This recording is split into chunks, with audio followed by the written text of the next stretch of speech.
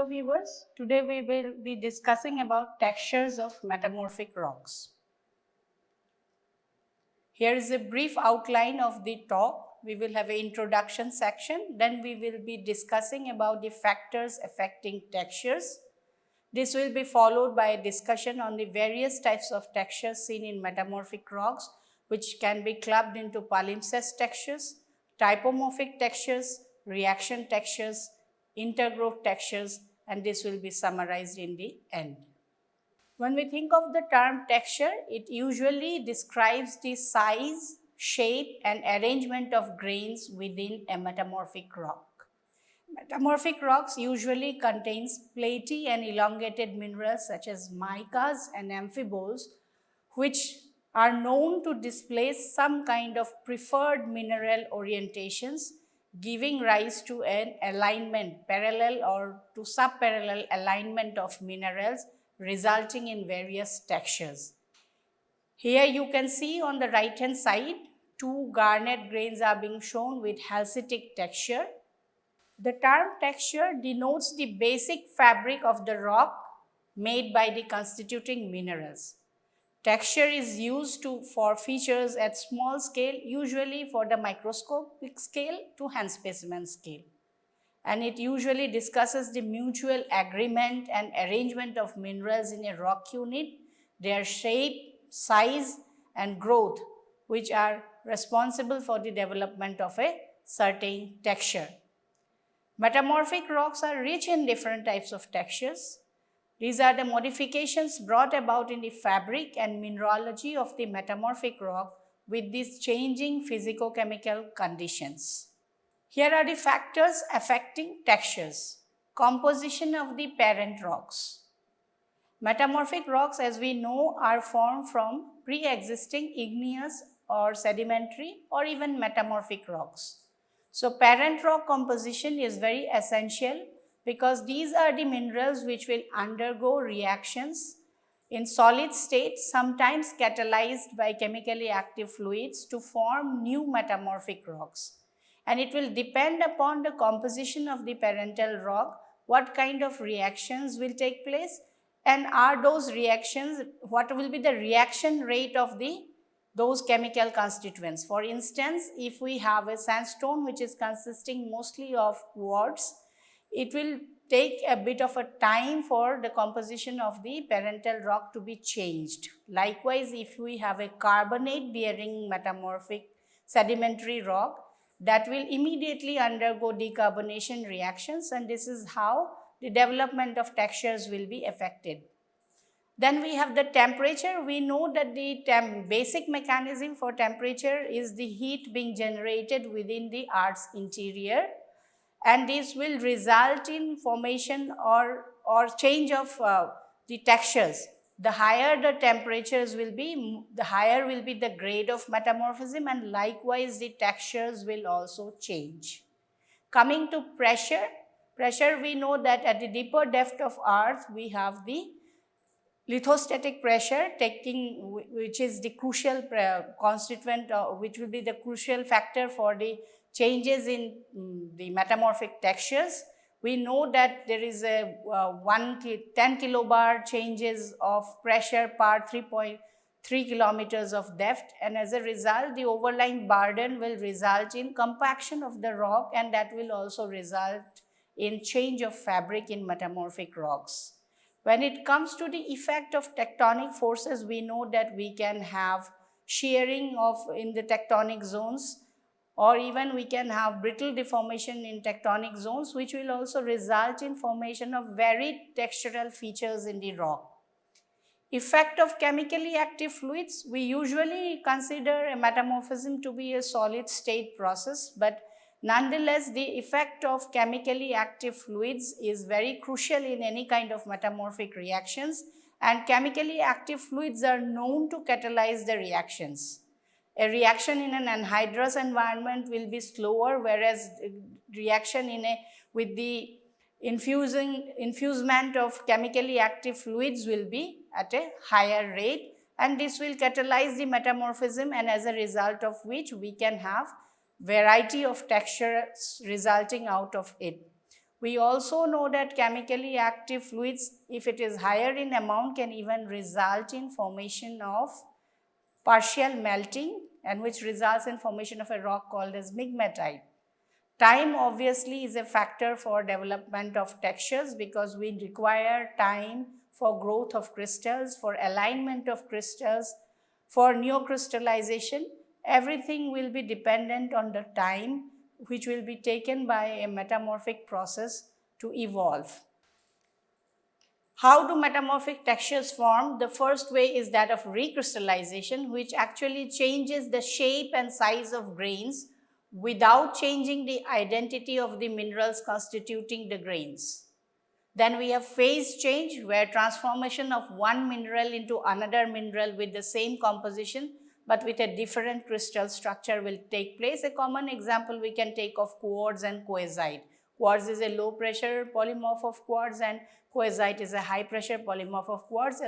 As metamorphism will progress, we will see that quartz will get transformed to coesite.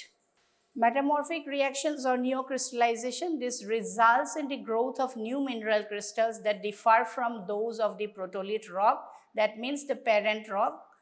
These are the new minerals which will be formed by this process.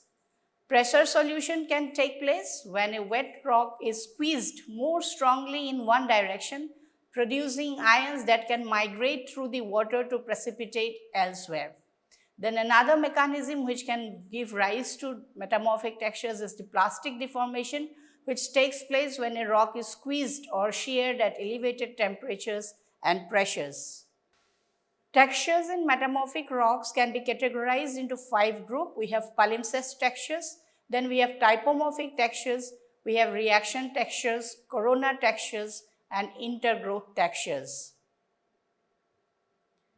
Palimpsest texture, also known as the relic texture, refers to those textures which are inherited from the parent rock that have been retained in the rock despite metamorphic changes in other aspects. They always occur in low-grade metamorphism of subgreenschist facies and greenschist facies. Some original textures of rocks of granites and gabbros can be retained in high-grade metamorphism, also under dry conditions. We usually use the term blasto as a prefix to represent the metamorphic textures along with equivalent igneous textures, term for palimpsest textures. Here you can see this is a metamorphic rhyolite with relict igneous porphyritic feldspar and quartz. You can see quartz over here. This is porphyritic feldspar. You can also see grains of quartz feldspar in a ground mass which is recrystallized. This is resulting from the metamorphism, and these are the ones which are retained from the parent rock, which was a rhyolite. Palimpsest textures can be further divided into 4 categories. We have blastoophytic. This is a texture in which plagioclase laths are suspended in pyroxene matrix. Blasto-intergranular texture, igneous relic texture in metamorphic rocks that show occupancy of interstices formed between plagioclase crystals by ferromagnesium minerals such as pyroxene and olivine. Then we have blastoporphyritic texture, larger grains or crystals surrounded by fine grained matrix or glassy ground mass. Then we have blastocumulate texture. Early formed crystals with high density will tend to settle down to form a cumulate texture, and this texture survives metamorphism. Then we will have a blastocumulate texture. Here is a first on the left hand side, you can see a photomicrograph showing plagioclase laths as inclusions within a big augite crystal indicative of blastoophytic texture. Then we have the blasto-intergranular texture where it is a metamorphic rock under cross-polarized light is being shown, where angular interstices which is being occupied by the clinopyroxenes, which are shown in this orange color. Then we have the larger crystals of plagioclase, biotite, and clinopyroxene clustered and surrounded by fine-grained ground mass depicting blastoporphyritic texture. Typomorphic textures. These are the textures which are characteristics and are developed in metamorphic rocks either by dynamic forces or by the effect of thermal action or crystallization. These textures based on dynamic forces can be divided into two categories. We have porphyroclastic texture, then we have myelonitic texture, which can be further subdivided into protomyelonite, orthomyelonitic and ultramyelonitic textures. Porphyroclastic texture, it is formed due to deformation in metamorphic rocks where softer minerals get crushed and form the ground mass, while the resistant mineral gets fragmented and appear to be larger than the surrounding minerals. As you can see here you have a quartz rounded grain. This is the porphyroclast and it is surrounded by softer minerals in the ground mass exhibiting porphyroclastic texture. Two distinct grain size distributions of the same mineral, coarser grain porphyroclast and finer grain fragments, is shown as the porphyroclast, and resulting texture is usually called as a porphyroclastic texture. Myelonitic texture. Development of foliation planes or oriented minerals in the metamorphic rocks is such that it forms platy minerals or quartz, usually ribbons of quartz, to orient in a particular direction. Ductile deformation due to cataclastic metamorphism is the prime cause for such textural development. So we have three types of myelonitic texture. Protomyelonitic, when the development of foliation, myelonitic texture is incipient or preserved initiation of myelonitization. Orthomyelonites, when the rock develops a well-defined foliation, quartz grain gets oriented in a ribbon-like fashion. Then we have the ultramyelonitic texture. This is the most advanced stage of cataclastic metamorphism and results in the recrystallization of the highly strained crystals into smaller ones to develop a granoblastic polygonal texture. So here is a close-up of a thin section showing deformed and broken feldspars in the lower. This is the protomyelonite part. Then you have the upper myelonitic part, and then you have this is the ultramyelonite band and an upper myelonitic part where you have the angular class of feldspar fragments stressed and the quartz grains also with strong undulose extinction. Then we can have also textures based on thermal effect. There can be two varieties. We have nodular texture. Growth of oval-shaped porphyroblasts of minerals such as cordierite or scapolite takes place in association with randomly distributed quartz and other minerals. Granoblastic texture, it is a type of mosaic texture of equidimensional anhedral grains showing regular polygonal or sutured boundaries. Polygonal grains usually exhibit a mutual interference and meet at an 120-degree triple junction. Here you can see this is a monomineralic polygonal texture showing sutured boundaries of quartzite.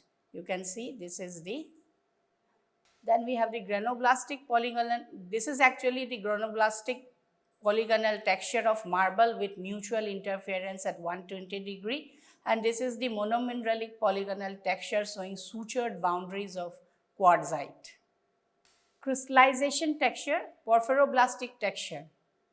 Porphyroblasts are usually large euhedral crystals grown during metamorphism, which grows significantly faster and larger than the surrounding matrix.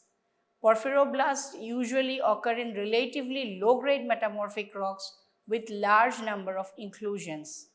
Porphyroblasts can be defined as pre, syn, or post-tectonic based on their relations to the deformation represented by the foliation in the rock. We have poikiloblastic texture. Poikiloblasts are large metamorphic grains that contain numerous inclusions. When the inclusions are large enough, the host grain may exhibit sieve, web, skeletal, or diablastic texture. Inclusions usually are synchronous with the host blasts in contrast to the inclusions in igneous minerals. Inclusions can vary in mineral spaces and composition from core to rim of the porphyroblast, and thus together with the compositional variation of the host porphyroblast is used to analyze the metamorphic evolution of rocks. This is a garnet porphyroblast in lawsonite bearing low temperature eclogite. These are the garnet porphyroblasts. And this is also a garnet porphyroblast showing poikiloblastic or skeletal texture. Here you can see the numerous inclusions within the porphyroblast. We can have another set of reaction textures as well in metamorphic rocks. Usually in this case, a new mineral formation takes place either by the replacement of older mineral or by the reaction between two phases or sequential reactions, and the formation of the new minerals takes place in the form of concentric rings around a pre-existing grain. This texture is actually known as the reaction texture. When replacement of older phase takes place along the rim, a new mineral is formed. The rim becomes irregular and forms a contact between the two mineral phases, thus indicating some reactions taking place between both the phases. This is one example of reaction rim texture where you can see the plagioclase is there, which is being surrounded by the garnet ring, and then we have a CPX. So, garnet plus clinopyroxene corona around your plagioclase, and this is a granulite facies rock. Then we have the caliphatic texture. In this texture, replacement takes place but by the intergrowth of two or more minerals. Resultant texture is such that the new minerals completely encircle the replaced mineral. This type of texture generally develops in retrogressive metamorphic rocks and also is called as replacement texture. Here is a backscattered image of a caliphite displaying vermicular intergrowth of OPX, clinopyroxene and spinel around a pyrope garnet. Then we have corona texture. This may develop in both prograde and retrograde phase of metamorphism. One or more minerals form a complete rim around the older phase present in the center or core of the texture, such that the geometry resembles a corona. Here you can see multiple coronas of garnet in an eclogite sample where you have garnet here, which is being followed by clinopyroxene and plagioclase, and this is further rimmed by the amphibole. The rim layers formed may range in 1 to 5 numbers depending upon the number of reactions that have taken place. In this case example, we have 2 layers of such reactions. Then we have the intergrowth texture, that is a symplectic texture. This is worm-like appearance of minerals formed along the boundary of older minerals which are reacting. So here is a backscattered image showing the symplectite of vermicular intergrowth of CPX, that is clinopyroxene plus plagioclase around a omphacite. Omphacite is a high pressure pyroxene which is usually found in eclogite and characteristic mineral of an eclogite. Then we have myrmekite texture. This is vermicular or wormy quartz intergrowths in plagioclase. This type of texture is commonly seen in high temperature metamorphic rocks. Here is an example of a myrmekite texture in plagioclase where you can see this wormy quartz in plagioclase crystal. In summary, we can conclude that there are 4 varieties of metamorphic texture. We have palimpsest texture, which can be divided into blasto-ophitic, blasto-intergranular, blasto-porphyritic and blasto-cumulate. Blasto-ophitic when minerals are enclosed within a grain or a porphyroblast. Then we have blasto-intergranular where the porphyroblasts are producing some intergranular spaces in which crystallization is taking place. Blasto-porphyritic, we have one porphyry followed by a finer grained ground mass. Blasto-cumulate where crystals are settling down because of its density and forming a cumulate type of a texture which is now preserved in a metamorphic rock. Then we have typomorphic textures which can be driven by 3 mechanisms. If we have dynamo forces applicable, we have porphyroclastic textures, and then we have myelonitic textures which can be further divided into protomyelonites, orthomyelonites and ultramyelonites. This is increasing grade of cataclasis is being preserved in proto, ortho to ultra. Then we have typomorphic textures based on thermal effect, which is based on, can be nodular or granoblastic. Then we have typomorphic textures based on crystallization, which we have porphyroblastic and poikiloblastic. Porphyroblastic, we have a bigger sized grain being surrounded by finer grain minerals. Then in the poikiloblastic, we have a porphyroblast, which is having numerous inclusions resulting in formation of a sieve kind of a appearance. Then we have reaction textures. It can be varied type of reaction textures can be there. We can have reaction reams, we can have caliphatic reaction reams, we can have coronas, then we have intergrowth textures, which can be further subdivided into symplectite and myrmekitic variety. Thank you for listening.